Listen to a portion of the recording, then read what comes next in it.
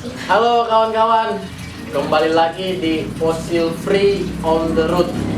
Kali ini kita akan mencoba mengulik cerita dari masyarakat yang berdampingan hidupnya dengan PLTU di Pangkalan Susu.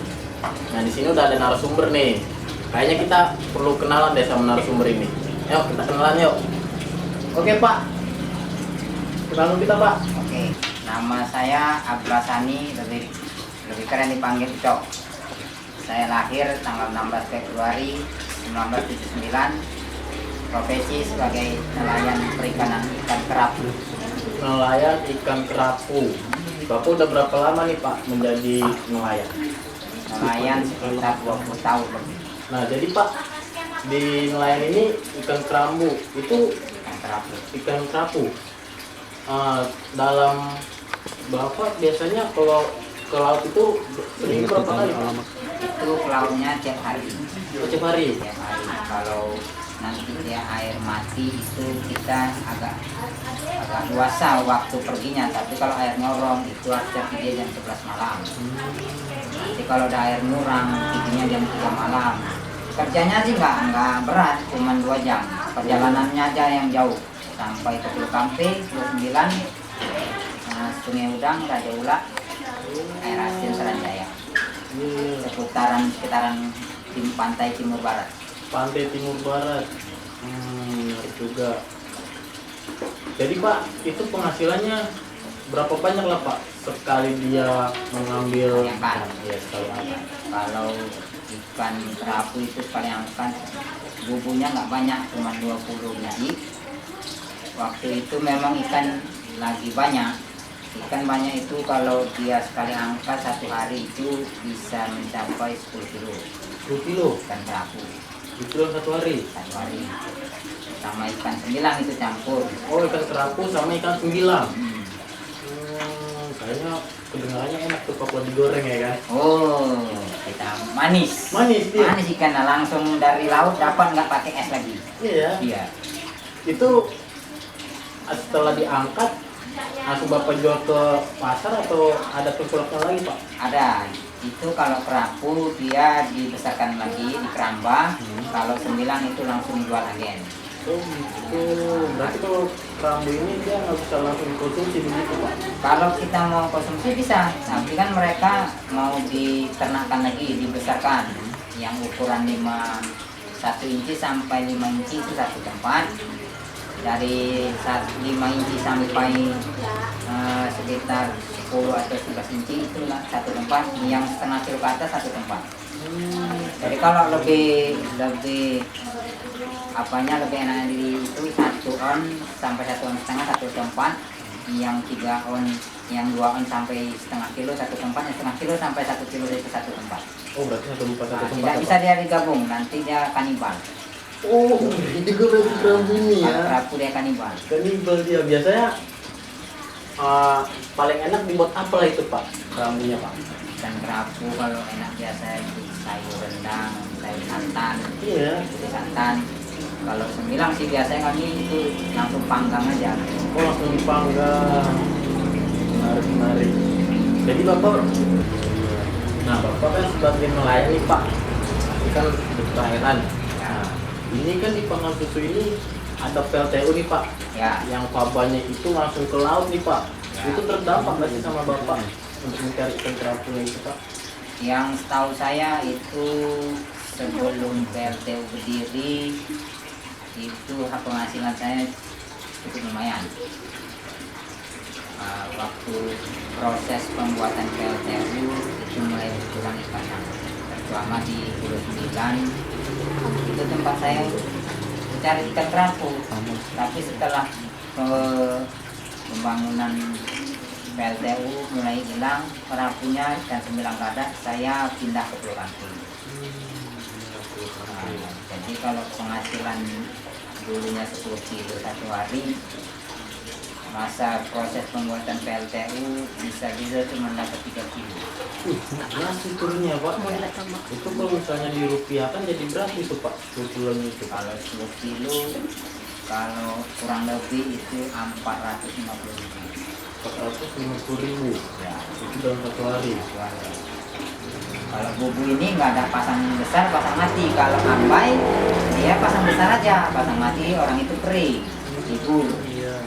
Nah, kalau bubu kerapu nggak ada spraynya, tinggal kita tahan badan, kita kerja. Kalau kita mau spray, ya kita tapung bubunya. Kita 2 hari baru ngangkat atau 3 hari. 2 hari 3 hari baru diangkat ya. Diangkat itu kalau kita sakit atau kita memang lagi nggak mau ke laut, lagi libur, itu bisa ditinggal perkarangannya. Kalau ambai nggak bisa ditinggal. Mesti dijagain terus dia ya. Ya.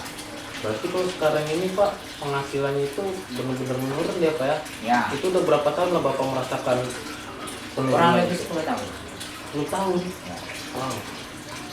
Jadi setelah 10 tahun nih Pak, yang Bapak rasakan perubahannya itu, untuk Bapak sendiri mempertahankan hidupnya bagaimana itu Pak? Ya, saya tambah pekerjaan seperti nanti buku kerapu, terus tambah lagi buku udang kelo. Bubuk udang kelo. Nah, buku udang kelo. Jadi dulu 1 pekerjaan, sekarang jadi 2 pekerjaan akibat menurunnya pendapatan disebabkan PLTU. Kalau nggak gitu, macam mana ekonomi kita? Anak sekolah, semuanya mau biaya, ya harus ekstra kerjanya. Kalau dulu udah santai aja kita. Sekarang lebih Harus giat lagi ya. betul, betul. Nah, gini Pak, karena ada PLTU, pernah nggak sih dari orang Bapak atau dari kelompok Bapak ini melakukan sebuah perlawanan begitu terhadap PLTU biar mereka ini nggak lagi mencemarkan laut gitu Pak? Ya pernah juga waktu kami di Pulau 9 masih pembuatan, itu pernah juga kami mau adakan misalnya temu tatap muka dengan pihak PLTU, tapi kami nggak ada daya. Namanya kita orang kecil, mungkin mereka nggak pandang kita diabaikan, ya kita terima aja, mau sama siapa kita mau apa ngadu. Pas Bapak melakukan itu malah nggak diopeni sama orang Ya. itu Pak ya? Nggak dapat respon gitu Pak? Ya responnya nanti ya saya tanggapin, tunggu sehari, 2 hari, seminggu, sebulan, nggak ada.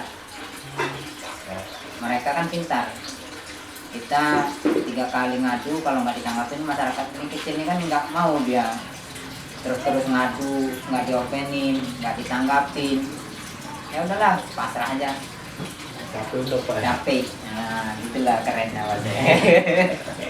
Waktu itu apa yang Bapak suarakan ke pihak PLTU Pak? Ya pertama ya, sebelum proses PLTU berdiri itu yang kami paling pertama kan ini tentang limbahnya, jangan dibuang ke laut.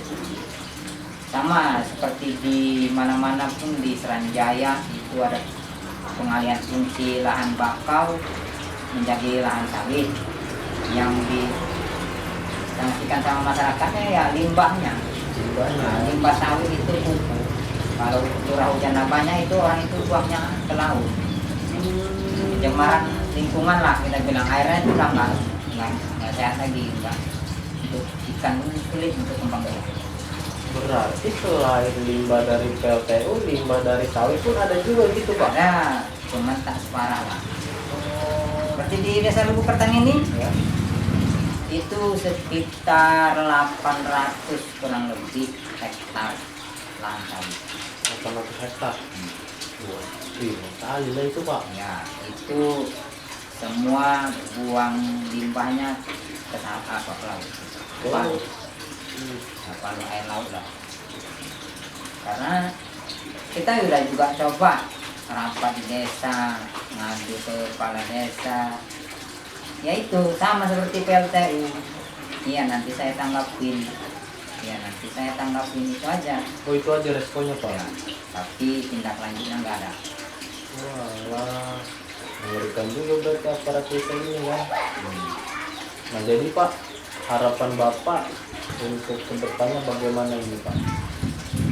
Yang pasti saya berharap kalau bisa itu PLTU digantilah bahan bakarnya nggak itu batu bara yang ramah lingkungan.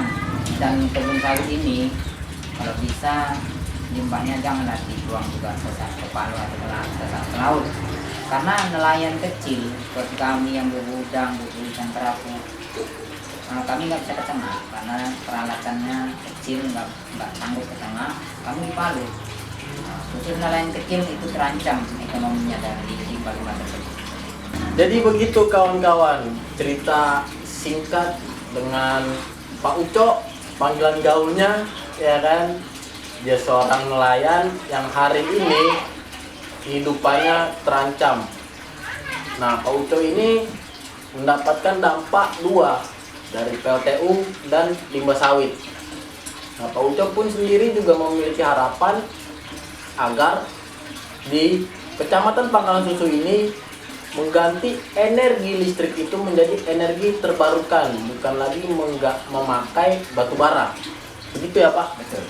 Nah, mungkin sekian dari kami, sampai bertemu di lain waktu. Goodbye.